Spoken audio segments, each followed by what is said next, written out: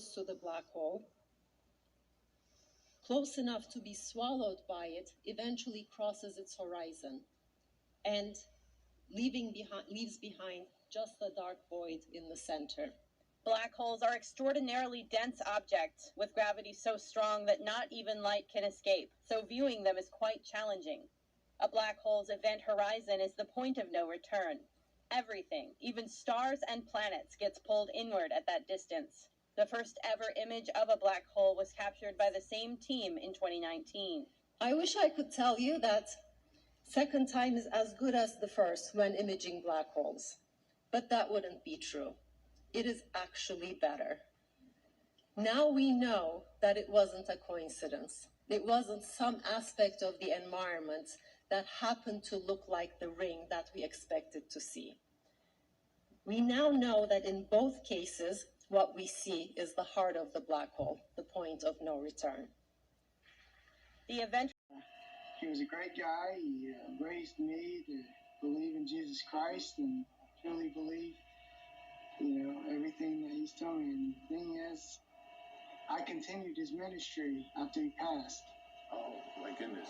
I went to Bulgaria in 2018 to continue my grandfather's Bible ministry, and we smuggled many Bibles. Wow. You are my biggest surprise on this show that I've ever had, because everybody else, most of my guests are people that I've known for a while, and I know a lot about them, and I know, their careers. I didn't really know that much about, and I gotta admit, I couldn't find a lot online when I was doing research. So you seem to be pretty kind of quiet about a lot of this, but surprisingly, my goodness, you've had quite a life.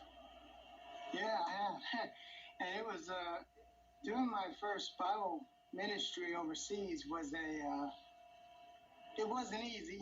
I had quite a challenge because I didn't know they had plugs that were different from the United States, so I kind of had to learn from experience. But it was a lot of fun, and I got to meet my grandfather's friends that smuggled Bibles many years, people that he's helped.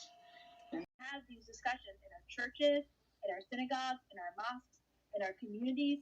And while I 100% support banning abortion, I also understand that we need to come together and offer resources and support to lift up women and families as they continue to choose life. Live action correspondent Christina Bennett, thank you. Thanks. A few months ago. Earlier this year, the Biden administration announced a $30 million grant program for safe smoking kits. It came under heavy criticism because the kits were allegedly supposed to contain crack pipes. Back then, the White House denied those allegations, saying reports about the kits containing pipes were inaccurate. They were never part of the kit. It was inaccurate reporting, and we wanted to put out information to make that clear. What is in the safe smoking kit? A safe smoking kit may contain alcohol swabs, lip balm, other materials to promote hygiene and reduce the transmission of diseases like HIV and hepatitis. The Washington Free Beacon investigated the issue, visiting 5 government-run drug centers in 5 cities along the East Coast. It is unclear whether those centers applied for the $30 million grant or whether the White House knows that those centers are giving out crack pipes. But the investigation found that all of them were giving out crack pipes in their safe smoking kits. And not only the pipes, that's most likely not going to do much. They're not always going to use medical-grade wipes and mouthpieces. These are people who are under the influence of serious narcotics. So maybe once they'll do a little better, but generally speaking, they're not going to. The Free Beacon also found that a smoking kit in Baltimore included a kind of get-out-of-jail card. Addicts get the program participant card along with the kit because having drug paraphernalia is actually illegal in Maryland. When a society stops enforcing its own laws, it becomes lawless. That's a very dangerous situation for a society.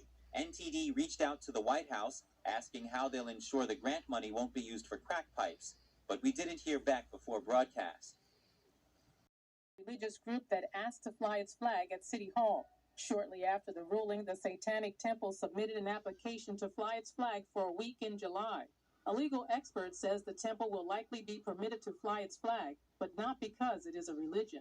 Well, the context is religious speech, but the court expound much on the religion clauses of the Constitution.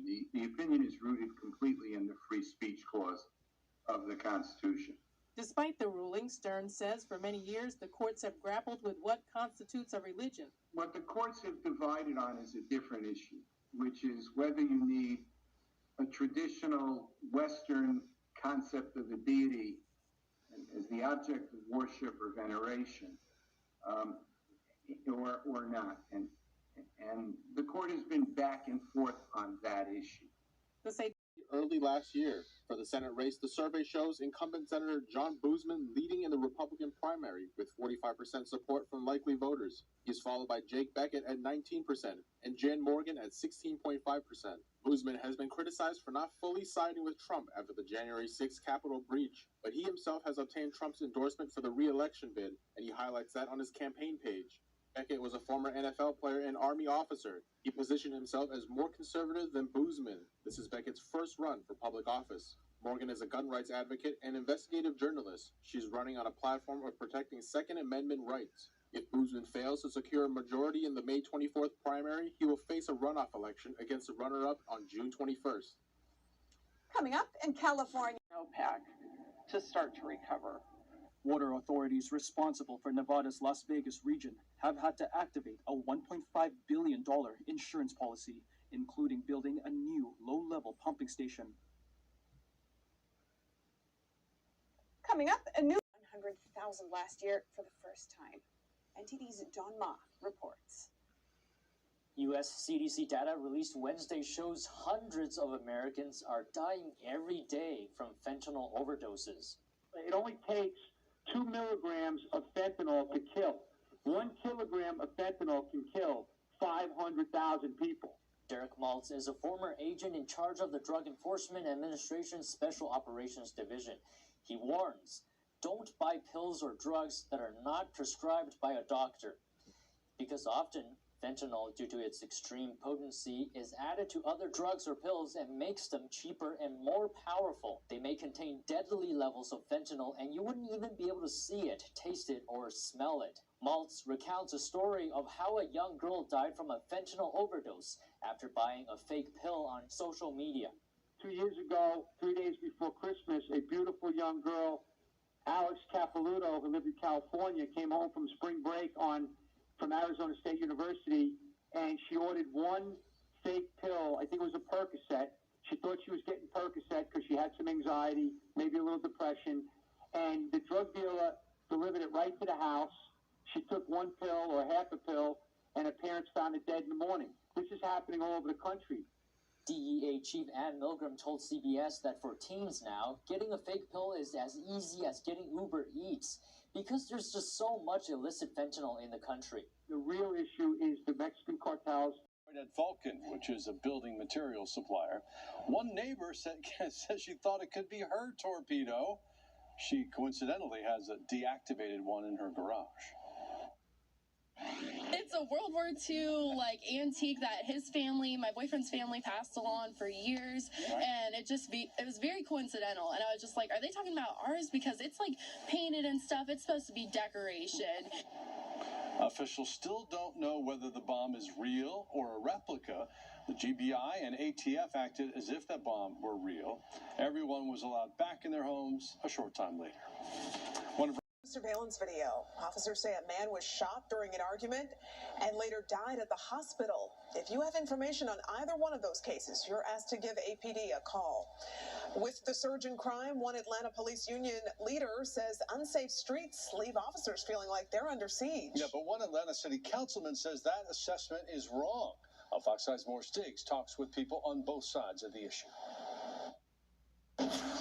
First, let me set up what you're about to see, this exchange between a young Atlanta council member and the head of the Atlanta Police Union. The police union president was trying to describe just how tough it is out here on the streets, what his officers face, and facing that with low pay. That suspect began fighting the officer who was trying to apprehend him. He shot that officer multiple times. That would have been a rare headline perhaps 10 years ago, but today Fox 5 frequently tells the story of police officers who on a given day literally put their lives on the line.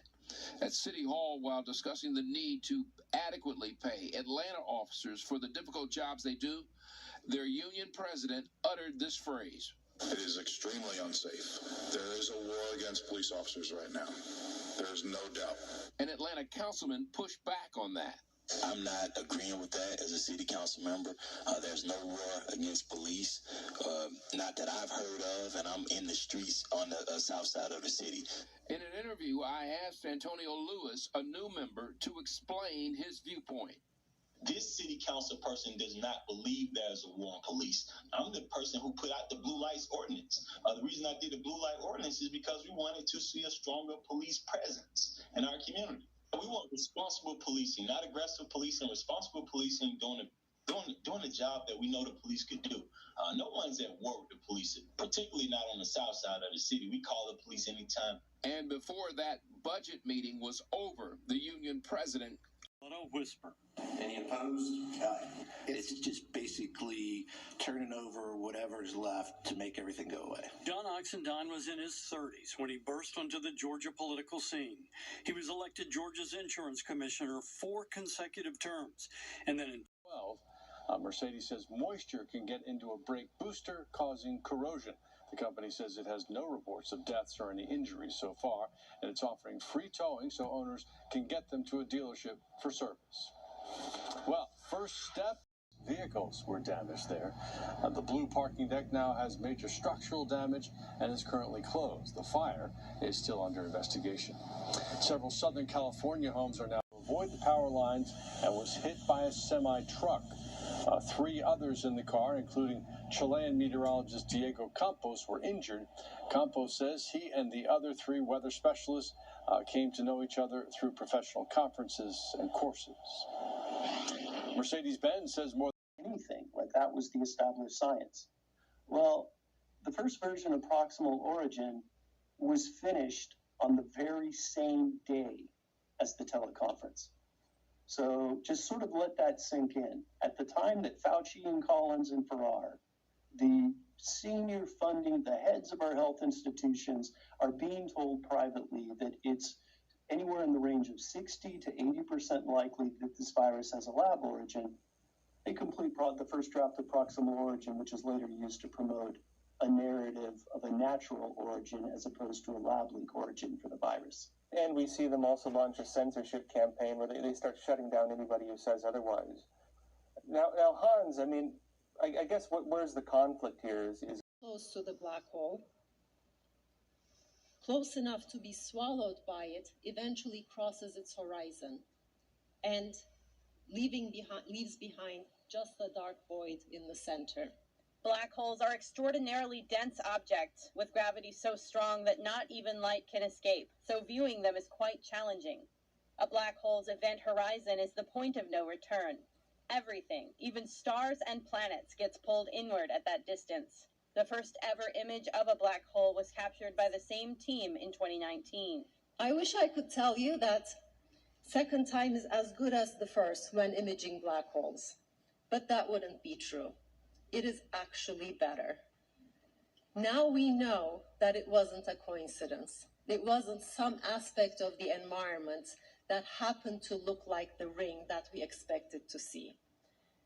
We now know that in both cases, what we see is the heart of the black hole, the point of no return. The event